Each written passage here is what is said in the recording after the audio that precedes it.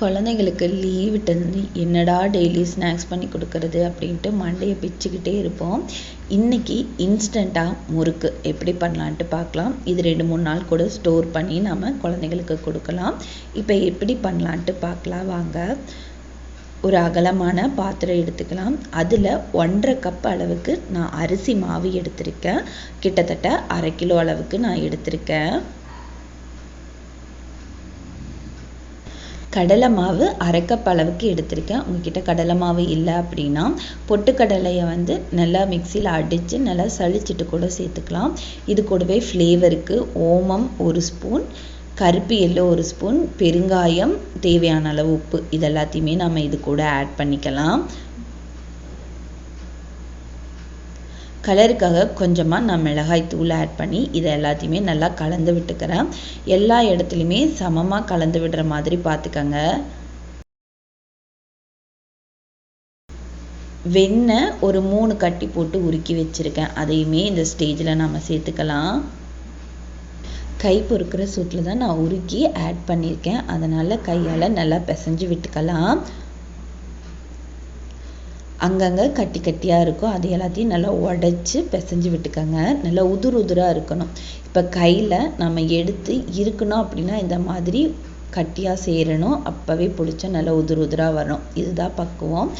இப்போ கொஞ்சம் கொஞ்சமாக தண்ணி ஆட் பண்ணி சப்பாத்தி மாவு பதத்துக்கு நல்லா பிசைஞ்சு வச்சுக்கலாம். ரொம்ப டைட்டாலாம் பிசைஞ்சு வைக்காதீங்க. ஓரளவுக்கு சாஃப்டாக இருக்க மாதிரி பிசைஞ்சு வைங்க. நம்ம கையை விட்டு ப்ரெஷர் கொடுத்தோம் அப்படின்னா அப்படியே உள்ளே போகணும். அதுதான் பக்குவம்.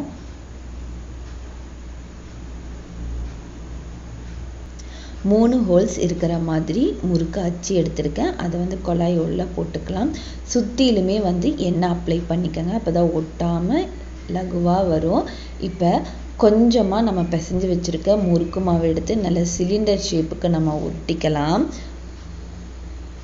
இது அப்படியே முறுக்கு குழலில் நம்ம ஆட் பண்ணிவிட்டு பத்தாததுக்கு இன்னுமே கொஞ்சம் மாவு ஆட் பண்ணி முறுக்கு குழாயில் மேல் மூடி போட்டு நல்லா டைட்டாக க்ளோஸ் பண்ணிக்கலாம்.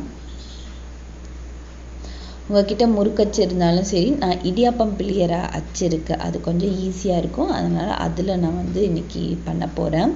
ஒரு அகலமான ஒரு தட்டு எடுத்துக்கேன். நான் இன்றைக்கி டிஃபன் பாக்ஸோட மூடி எடுத்திருக்கேன். கொஞ்சமாக ஆயில் பட்டர் அப்ளை பண்ணிவிட்டு நாம் இப்போ முறுக்கு பிழிஞ்சிக்கலாம். தட்டுக்கு கொஞ்சம் பக்கத்தில் இருக்கிற மாதிரி அச்சை வச்சு நல்லா முறுக்கு பிழிங்க. அப்போ தான் ஷேப் கரெக்டாக கிடைக்கும். எண்ணெய் நல்லா காஞ்சதுமே நம்ம ஒவ்வொரு பிழிஞ்சு வச்சுருக்க முறுக்கை நம்ம இது கூட ஆட் பண்ணிக்கலாம். அடுப்பு லோ ஃப்ளேமில் இருக்கிற மாதிரி பார்த்துக்கோங்க.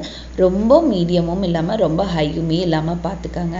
2-3 டைம் முறுக்கு போட்டு எடுக்கும்போது எண்ணெய் லோ ஹீட்டில் இருக்கும். அப்போ நம்ம முறுக்கு போட்டோம் அப்படின்னா வேகிறதுக்கு டைம் இருக்கும், தீஞ்சிரும், நல்லா கடுக்கு முடுக்குன்ட்டு இருக்கிற மாதிரி இருக்கும். அதுவே கொஞ்சம் ஹை ஹீட்டில் இருக்கும்போது முறுக்கு போட்டிங்கன்னா உடஞ்சு போயிடும். சீக்கிரமாக வெந்து கரிஞ்சு வரும்.